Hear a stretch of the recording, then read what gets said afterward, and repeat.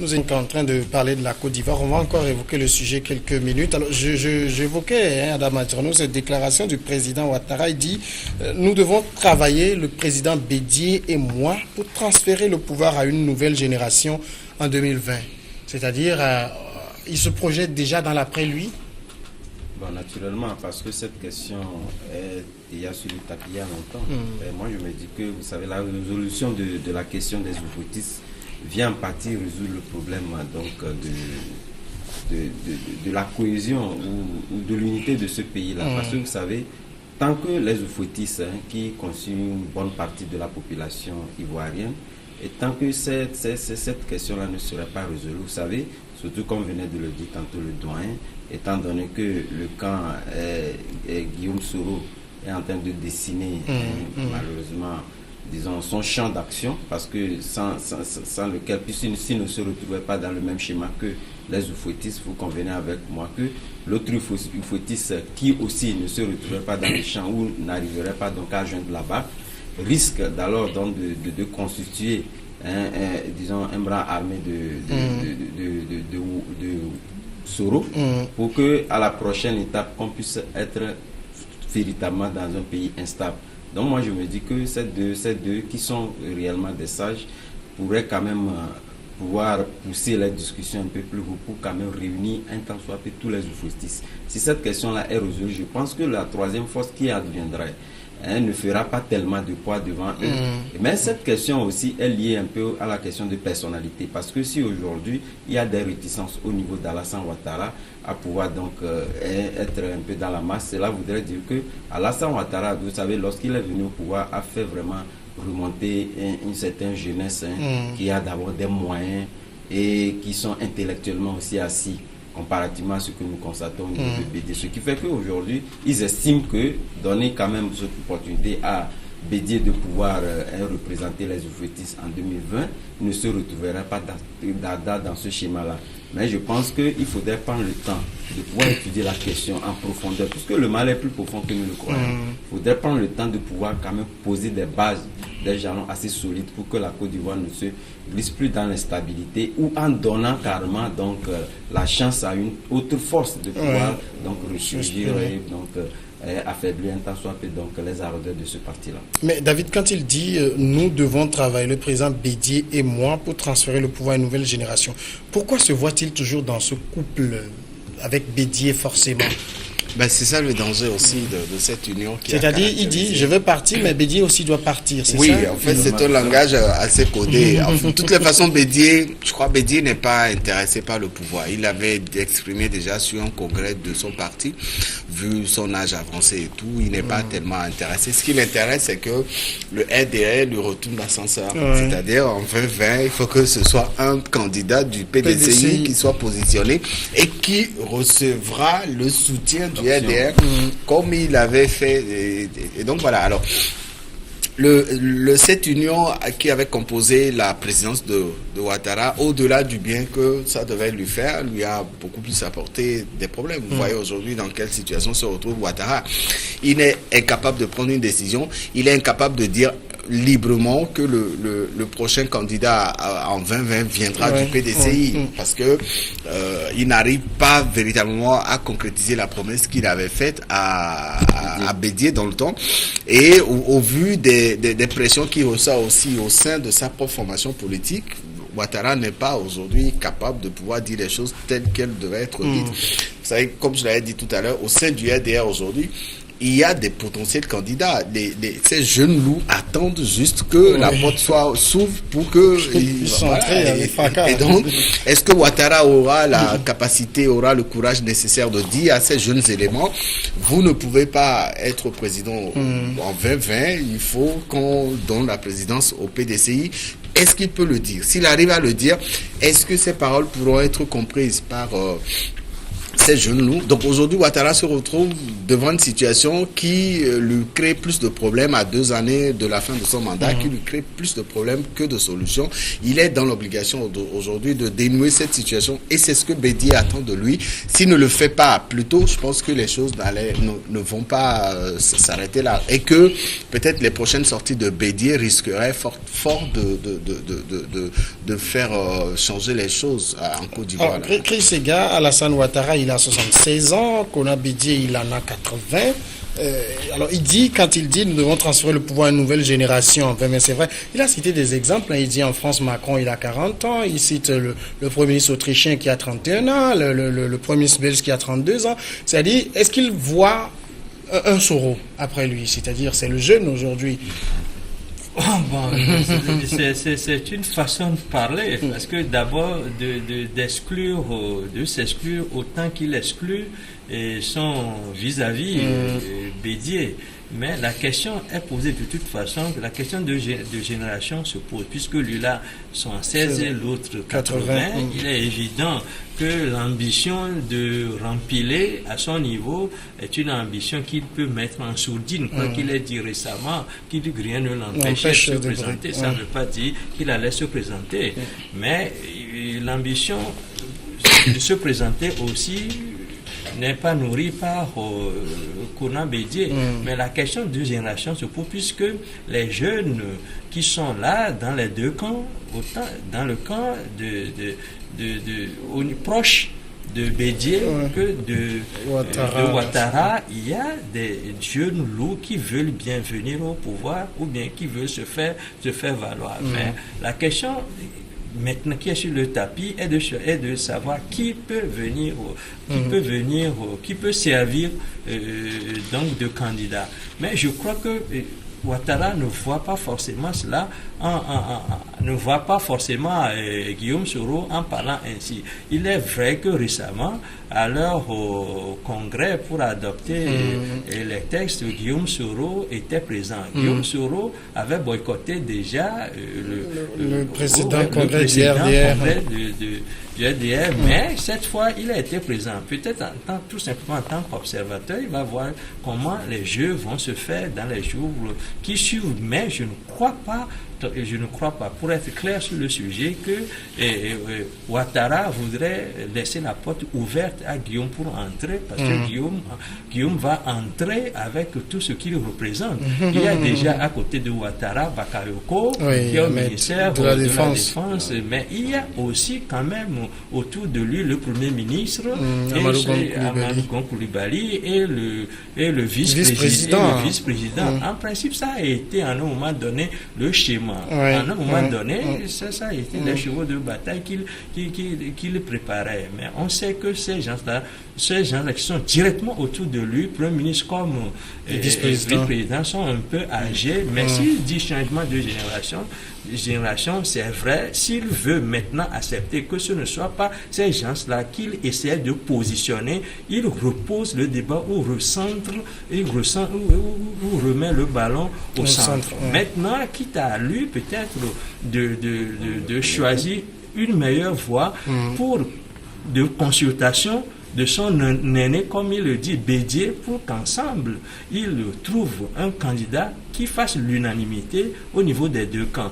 Mais c'est la question qui se pose aujourd'hui. Qui fait l'unanimité clairement aujourd'hui? Si on devait choisir quelqu'un qui est autour de 35, 36, 37 ans, qui soit autre personne que Guillaume Soro, je crois que ça va faire des frustrations, parce que celui qui pendant un bon moment est resté dans le starting block, qui en tout cas se disait que ça devait être son tour, c'est bien Guillaume Soro. Mais Guillaume Soro, avec tout ce qui s'est passé récemment comme agitation au niveau de l'armée, son bras droit qui est en prison actuellement, et que toute cette casserole-là que Guillaume Soro a traîné, je crois a fait en sorte que Guillaume Soro se cache un peu.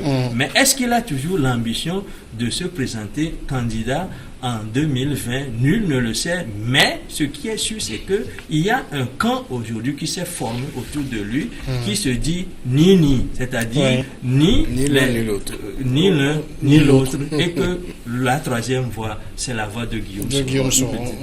Vous savez, la question dont vous posez, puis ceci, Alassane Ouattara avait donné ces exemples-là. Moi, je me dis aujourd'hui, vous savez, ce sont des exemples qui sont tributaires donc aux bonnes relations qu'entretient l'homme avec les pays aujourd'hui occidentaux. Parce que si vous prenez aujourd'hui le meilleur président aujourd'hui en Afrique de l'Ouest, ou du moins c'est en Afrique qui entretient de bonnes relations avec l'Occident, les Occidentaux, c'est bien évidemment Alassane Ouattara. Et je pense que lors de leur discussion, lui-même il a vu ces exemples-là, serait qu'on peut les considérer comme ce sont des exemples diplomatiques qui ne reflètent en rien les réalités sur le terrain. Parce qu'aujourd'hui, nous n'avons pas le même chemin, nous ne se retrouvons pas dans la même histoire, et que l'Afrique aujourd'hui, où l'Afrique, est-ce qu'elle est prête pour donc incarner ses aspirations d'une nouvelle génération à la tête du pays, c'est pas évident. Donc je pense que ce sont des propos qu'il faut aussi considérer comme étant des propos diplomatiques. D'accord.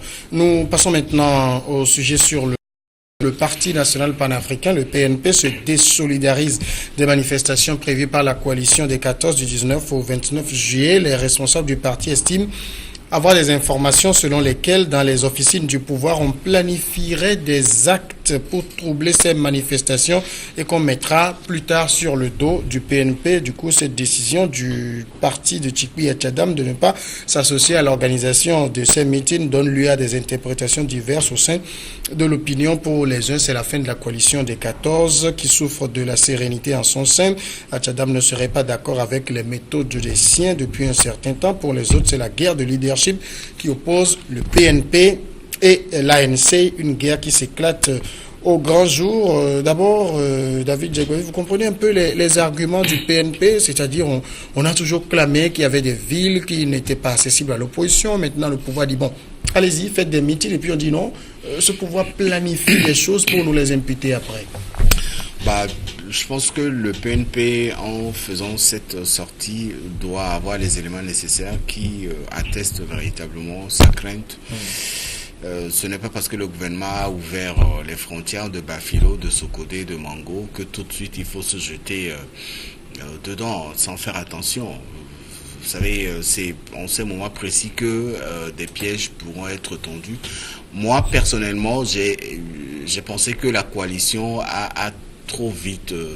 s'est trop vite lancée dans ce processus. C'est vrai que les trois villes ont été mises en berne depuis très longtemps. Moi, j'ai eu la chance de faire la ville de Kara la semaine dernière, à l'aller comme au retour, à l'entrée et à la sortie de Sokodé et de Bafilo. C'est des contrôles, c'est des bérets rouges qui sont positionnés sur toute la voie. On vous soumet à des contrôles, etc. La coalition aurait pu peut-être prendre le temps d'étudier la faisabilité de ces meetings avant de se lancer dedans. Rien de tout ce qui a été colporté depuis hier sur les réseaux sociaux disant que la coalition est fissurée, que Tchadam ou le PNP ne fait plus partie de la coalition, etc. Tout cela n'est pas vrai. Si le PNP avance l'idée selon laquelle elle a des craintes que ces manifestations prévues par l'opposition, par la coalition, risqueraient de faire l'objet d'un certain nombre de... Il faut évidemment prendre cela avec beaucoup d'attention parce que pour moi aujourd'hui, Bafilo, Mango et Sokodé ne sont pas encore sortis de la terreur dans laquelle le gouvernement avait placé ces villes depuis un moment.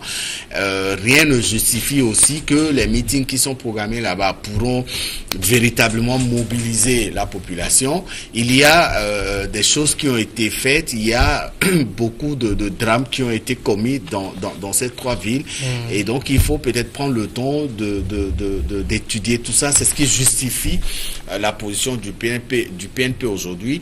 Heureusement que sa position a été comprise par la coalition avec la dernière sortie de la secrétaire générale qui a dit véritablement qu'au-delà de la position du PNP, la coalition maintient ses meetings. C'est ce qui, pour moi, c'est ce qui atteste aussi du degré de démocratie et de vision démocratique au sein de cette coalition, où une seule formation politique ne peut pas imposer son désidérata au groupe. Alors, Chris Sega, est-ce qu'au niveau du PNP, il n'y a pas une paranoïa démesurée?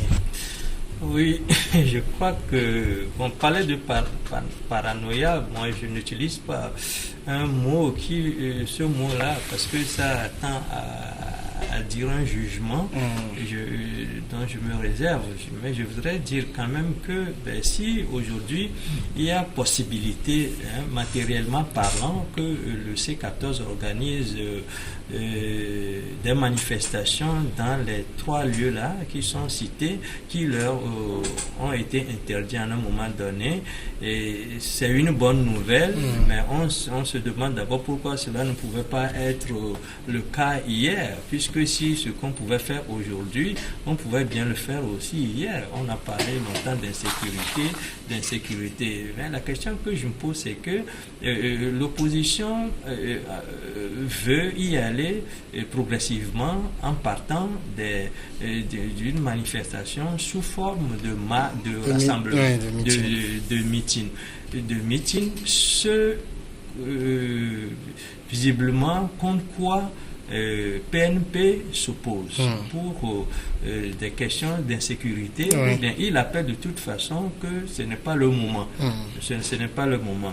Mais moi, je me dis que normalement, si vous êtes ensemble et que il peut y avoir des voix discordantes à l'intérieur d'un ensemble. Mais une fois que la décision est prise à la majorité, qu'il faut faire ceci, je crois que la démocratie voudrait aussi qu'on assume ce que le grand ensemble a décidé. Je crois que c'est bien cela la démocratie. C'est la loi, sinon la loi de la majorité. Si il y a 13 partis, si 13 partis ont décidé de faire des meetings, je crois que le 14e parti ne peut pas ne pas exprimer ensuite son opposition sur le principe, du moins au moment même où ces actions-là n'ont pas encore lieu sur le terrain. Donc cela, à mon sens, trahit quand même un certain malaise au sein du C14, parce que ce ne sera pas la première fois. Et dire que le PNP se désolidarise, ça veut dire que Achadam appelle ses militants à ne pas se présenter à ces meetings. C'est ce la grande question. Oui, voilà, c'est ce qu'on doit comprendre par se désolidariser de ces décisions-là. Et alors, lorsqu'on sera sur le terrain, surtout qu'il y a des villes que prévoit visiter la coalition qui sont un peu considérées comme ses fiefs. Absolument. Maintenant, comment considérer, si on dit que le PNP n'est pas associé, comment comprendre-t-on alors lorsque les C13, si c'est le C13 qui doit se présenter maintenant dans ces différentes villes-là, comment reconnaîtront les partisans du C13 des partisans du PNP? C'est-à-dire que moi, comment les reconnaîtrait-on? Donc, moi, c'est des questions que je me pose. Au moins, sur le principe, le PNP peut être d'accord, mais c'est-à-dire, sur le principe, peut être d'accord quand bien même son leader se dit que ce n'est pas de cette façon-là qu'il faut mener la chose. Mais du point de vue du rassemblement, pourquoi dirait-il, par exemple, qu'il se désolidarise? Alors, Adam, le PNP dit clairement qu'il a des informations selon lesquelles, dans les officines du pouvoir, on planifie un certain nombre d'actes pour troubler ces manifestations et les lui imputer.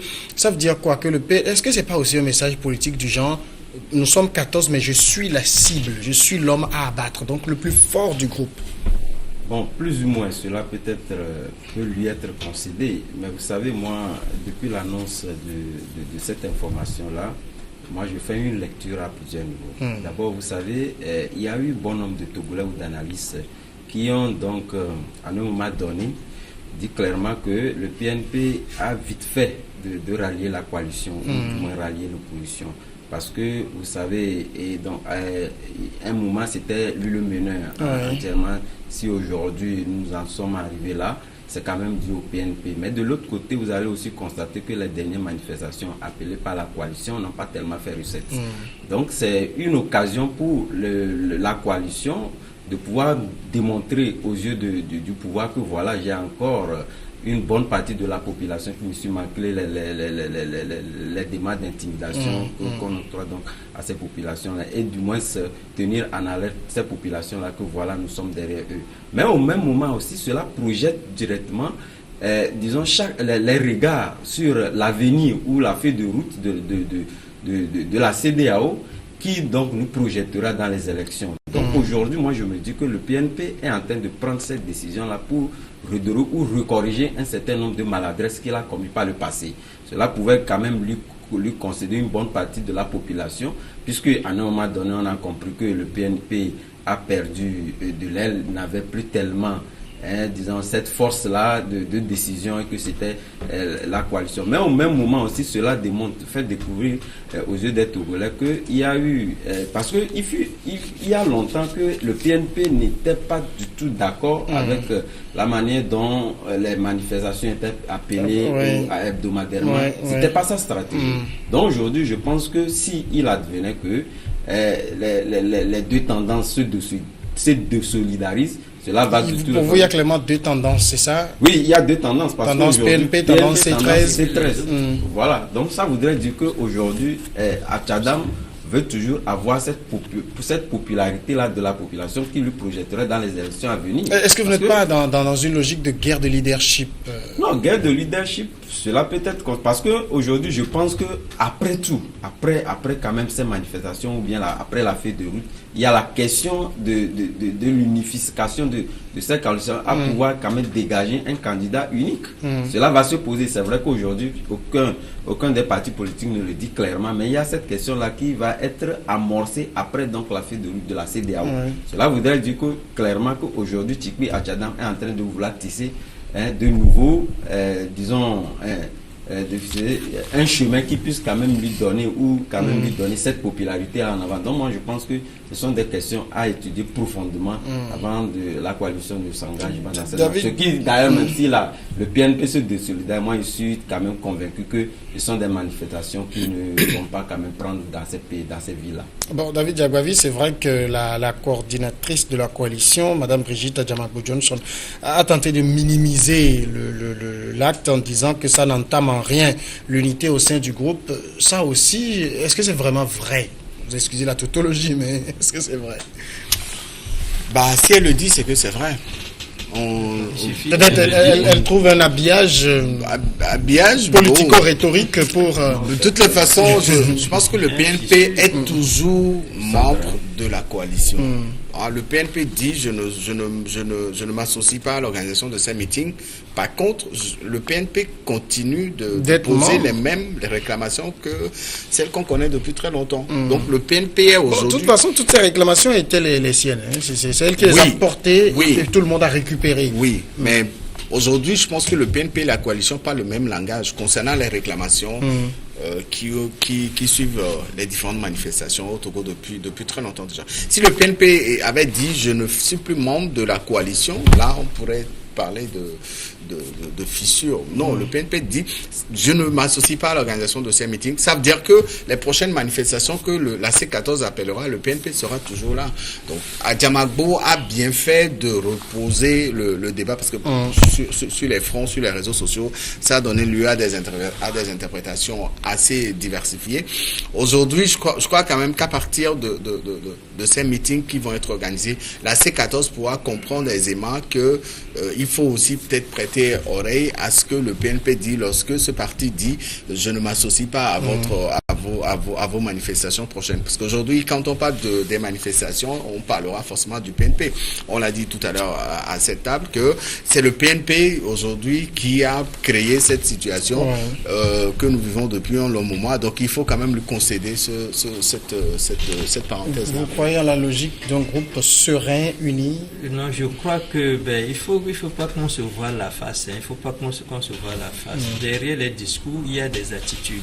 Sur d'aussi grands sujets comme celui que porte le meeting, les meetings qui sont annoncés, et que le PNP se dise clairement qu'il se dissocie. Si c'est une question de stratégie, cela suppose qu'il y a eu une décision en amont, une décision qui a été prise par le C14. Mais je ne crois pas que la sérénité dont parle Madame Adjamangbo, il y a vraiment cette sérénité, parce que nous lisons les attitudes. Vous savez que le PNP aujourd'hui se fait l'aile dure même du C14. Il veut maintenir cette position-là. Et sur les grands sujets, vous allez constater quand même qui concerne le groupe, vous allez voir que généralement le PNP se désolidarise. C'est-à-dire que le PNP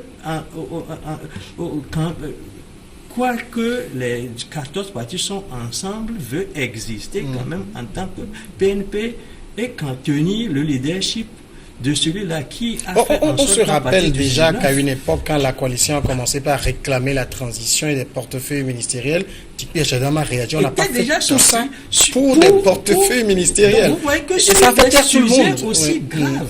Parce que nous sommes aujourd'hui à la veille même de l'arrivée de la décision de la CEDEAO et les derniers actes que le C14 pose avant cette date-là, c'est de visiter ces différents pays. Et cette décision, qui est une décision qui peut être lourde de conséquences, le PNP, c'est encore des solidarités. Et il faut lire, moi je lis derrière le discours des attitudes comme quoi le PNP veut d'abord exister en tant que l'aile qui aujourd'hui serait celui de leur peuple, de leurs militants, parce que l'opinion s'est radicalisée. Alors vous allez aussi placer un mot avant de récupérer cette radicalisation. Parlant donc de conséquences lourdes, moi je trouve qu'aujourd'hui, si la C14 dans sa globalité, y compris le PNP, ne revoit pas cette question-là. Vous savez, depuis un moment, on essaie de dire que voilà, bon, il y a des partis qui sont des partis parlementaires, que le PNP ne considère